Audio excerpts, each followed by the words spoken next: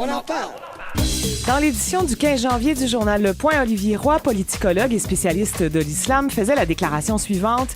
Le djihadisme est la seule cause offerte aux jeunes en quête existentielle, à ceux qui se sentent exclus.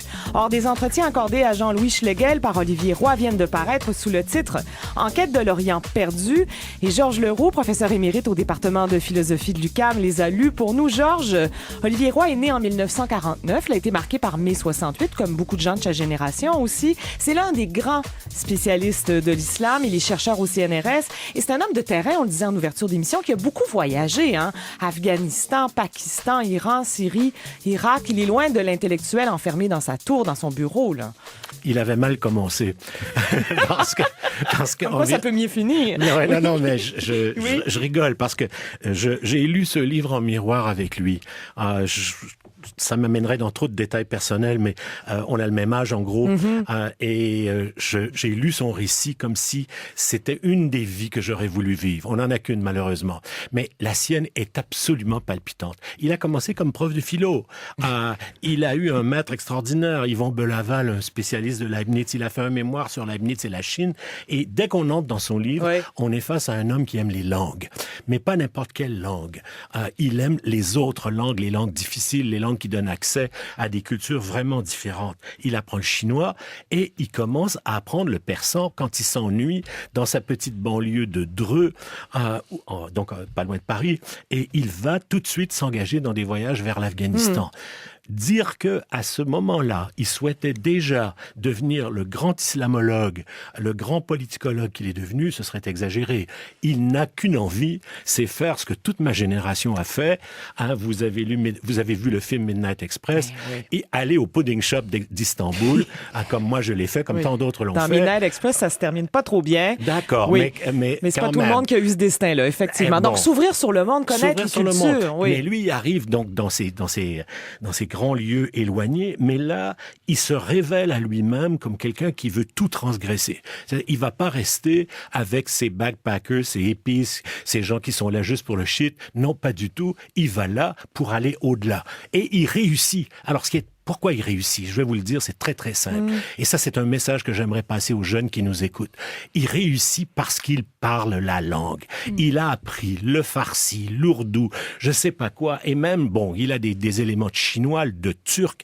Comment il a réussi tout ça, je sais pas. Georges Dumézil disait que quand on apprend des langues, c'est seulement les 10 premières qui sont difficiles. C'est possible. Mais lui, il entre dans ce monde et donc il va aux extrémités de l'Afghanistan. C'est notre sujet.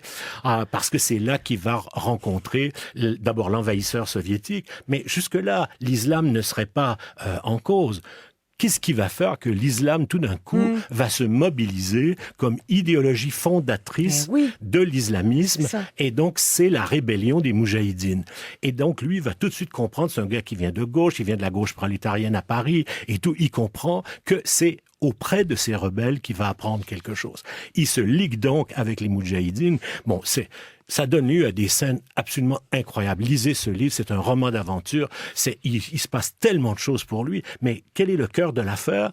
Il adhère. C'est-à-dire, il adhère à la cause juste de ces Afghans que veulent policer les Russes. Donc, nous, les Russes, on le sait, c'est les adversaires numéro 1 de ma génération, c'est-à-dire c'était, le rideau de fer, c'était tout ça. Alors, lui, il les connaît déjà, il a affaire à eux. Et donc, il va sur le terrain rencontrer la manière dont les populations, les tribus principalement, afghanes, vont intégrer leurs sources. Jusque-là, on pourrait dire non maîtrisée ou même inconsciente, c'est-à-dire la religion musulmane. Et ces pays qui vivaient en gros comme des tribus vont devenir tout d'un coup des unités beaucoup plus larges musulmanes. Et pour elles, au fur et à mesure qu'il apprend à les connaître, il va développer ce concept dont on se demande jamais qui l'a créé, mais c'est lui, d'islamisme. C'est-à-dire qu'il faut distinguer l'islam, qui est la religion communautaire, les piliers de l'islam, le rapport au Coran, et ainsi de suite, de l'islamisme, qui est la mobilisation politique de l'islam, et qui donc, tout d'un coup, se met en place et qui va triompher. Parce que ces moudjahidines, vous le savez, vont conduire les Russes à quitter l'Afghanistan. Donc, ça prend 10 ans pour faire ça. Des milliers de morts, mais ils vont y parvenir. Et jusqu'à ce qu'on s'en mêle plus tard et qu'il soit envahi de nouveau. Alors, c'est la deuxième partie de sa vie.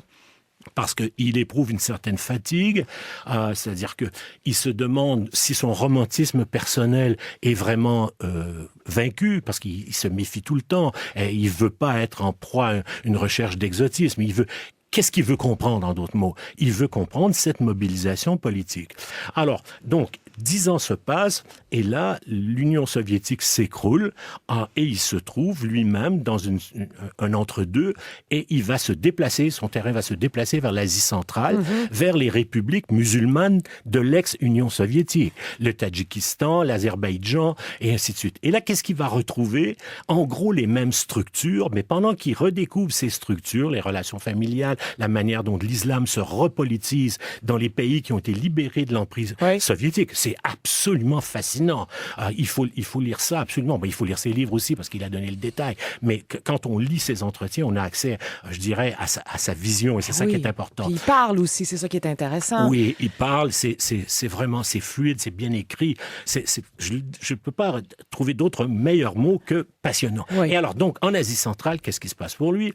Pendant ce temps-là, je vous rappelle, on est après 89. Bon, qu'est-ce qui va se passer pour nous? Eh bien, on oublie que sur le terrain de l'Afghanistan, tout d'un coup, il va y avoir une structuration du conflit, puisque les premiers groupes qui sont là, qui sont des musulmans, on pourrait dire traditionnels, vont recevoir de plus en plus le soutien, un soutien venimeux, bien sûr, des gens qui viennent d'Arabie Saoudite, et bon, c'est Al-Qaïda qui se forme, et avec les Ben Laden et les autres. Nous, on est aveugles là-dessus, on n'en sait rien pendant ce temps-là, et lui non plus. Enfin, il le voit, mais on peut pas dire qu'il pouvait dire en 89 ce qui allait se passer avec Ben Laden en 2001.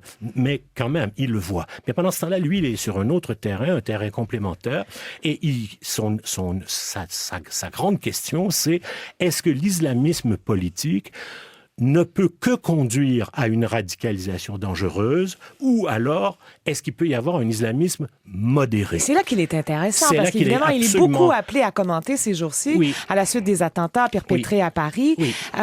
Il parle de l'islam, il parle de sécularisation, il parle de la fameuse communauté musulmane qui, dit-il, n'existe pas. Ça, c'est intéressant aussi. Oui, alors pour lui, je me permets de le citer, un récent article, une interview qu'il a donnée dans Le Point, et je le cite. Les jeunes radicalisés, donc il accepte le concept de radicalisation, les jeunes radicalisés, s'ils s'appuient bien sur un imaginaire politique musulman, la Oumma des premiers temps, donc ça c'est l'imaginaire de Ben Laden, sont en rupture délibérée, tant avec l'islam de leurs parents qu'avec les cultures des sociétés musulmanes. Ils inventent l'islam qu'ils opposent à l'Occident. Ils viennent de la périphérie du monde musulman, l'Occident, la Belgique, etc. Bon. Le Canada, la France, etc. Il dit que ce sont souvent des jeunes hommes qui sont très peu éduqués, et puis qui jouissent, permettez-moi l'expression, de toute cette mise en scène que leur permet leur adhésion à l'État islamique. Tout à fait, et ça rejoint l'analyse que nous